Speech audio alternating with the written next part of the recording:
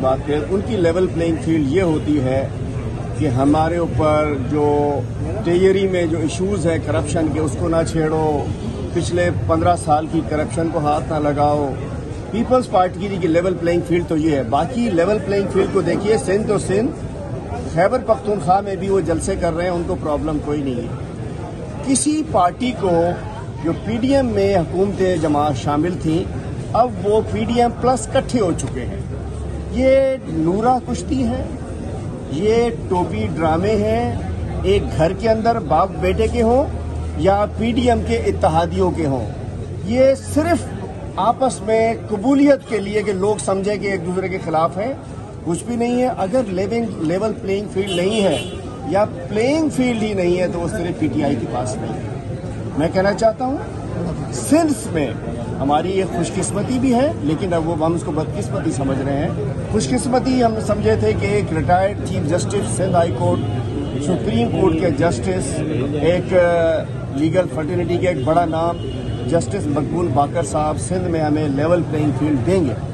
लेकिन अफसोस कि सिंध में हमें गुब्बारे उड़ाने पे हमारी खवातीन तक पे एटीसी के मुकदमात बने हैं। मतलब यकजहती के लिए 6 सितंबर के एफआईआरें कटी हैं। कहीं हमें कन्वेंशन की पूरे सूबे में इजाज़त नहीं है। मैं कहना चाहता हूं कि जब हमारे एक एमपीए साहब केसेस से बाहर निकलते हैं, जेल के अंदर से अगवा कर लिए जाते हैं, झूठे केस बना दिए जाते हैं। मैं 3 महीने मुझे हो गए हैं वो कि मेरे ऊपर ज़्यादा केसेस पीपल्स पार्टी के दौर के हैं। 2 रोज़ कबल आसिफ जरदारी साहब ने कहा कि हमने कभी पॉलिटिकल विक्टिमाइजेशन नहीं की। हैदराबाद का मीडिया गवाह है, पूरे सिंध का मीडिया गवाह है। As a opposition leader Haleem Adil Sheikh को निशाने इबरत बनाया गया। मुझ पे 30-32 केसेस हैं, पीपल्स पार्टी के दौर के हैं। अब मैं आता हूं कि हमें जस्टिस मकबूल बाकर साहब से हमारी दरख्वास्त है कि अपनी पुलिस को समझाएं कि वो झूठे केसेस ना बनाएं।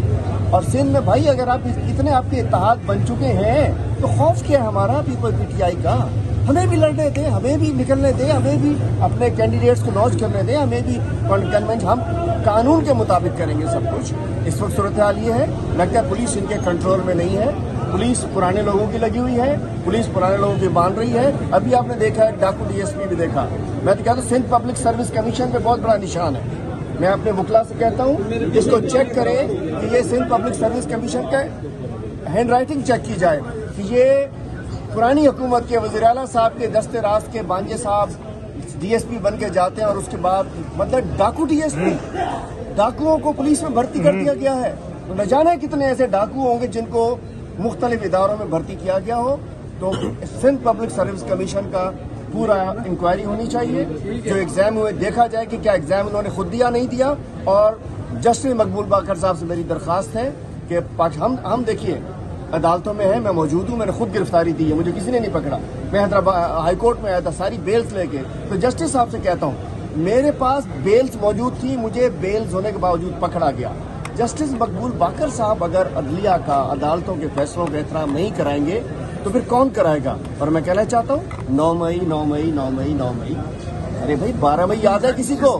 12 मई याद है किसी को? 27 दिसंबर को मोहतरमा शहीद रानी की शहादत होने के बाद 3 दिन जो दहशतगर्दी हुई, लोगों को कत्ल किया गया, बच्चियों की इज्जतें लूटी गई, अरबों रुपए का नुकसान हुआ, बैंक लूटे गए। 27-28 दिसंबर के वाकयात याद नहीं है, 12 मई किसी को याद नहीं है। 9 मई की हम शदीद मजम्मत करते हैं। हम कहते हैं 9 मई के लेकिन जो असल जिम्मेदार है, इंक्वायरी हो, जुडिशियल इंक्वायरी हो, जो असल जिम्मेदारान है उनको टांग दिया जाए। हमारे चेयरमैन ने भी 9 मई की मुखालफत की है और हम पाकिस्तान जिंदाबाद कहने वाले लोग हैं।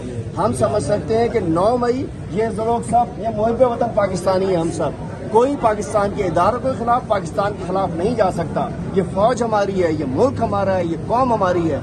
9 मई को जो साजिश हुई उस पर जुडिशियल कमीशन बनना चाहिए और जो जिम्मेदार है उन्हें टांग देना चाहिए। लेकिन 9 मई को सिंध में 12 मई वालों को भी जरा सब वो मजे कर रहे हैं। 27 दिसंबर वाले जिन्होंने अरबों रुपए का लूटा, इज्जतें लूटी, जाने गई वो है। हम 9 मई वाले, मैंने क्या कर दिया भाई? 9 मई को एक बस जल गई, पता नहीं किसने जला दिया। वाटर टैंकर, वो किसी दिल जले को पानी नहीं मिल रहा होगा, उसने टैंकर जला दिया होगा।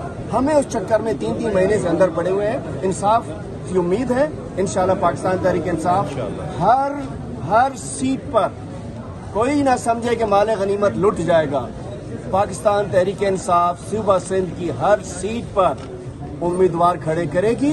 700 दरखास्तें हमारे पास आई हुई हैं, हमारी तंजीम के लोग उसको वो कर रहे हैं और वुकला भी इंशाल्लाह, वुकला भी हमारी इस दफा भरपूर तादाद में वुकला भी इलेक्शन कॉन्टेस्ट करेंगे इंशाल्लाह। इस दफा आवाम से उसका हक कोई नहीं छीन सकता। आवाम जब निकलेगी तो फिर ठप्पा ही होगा। जिंदाबाद।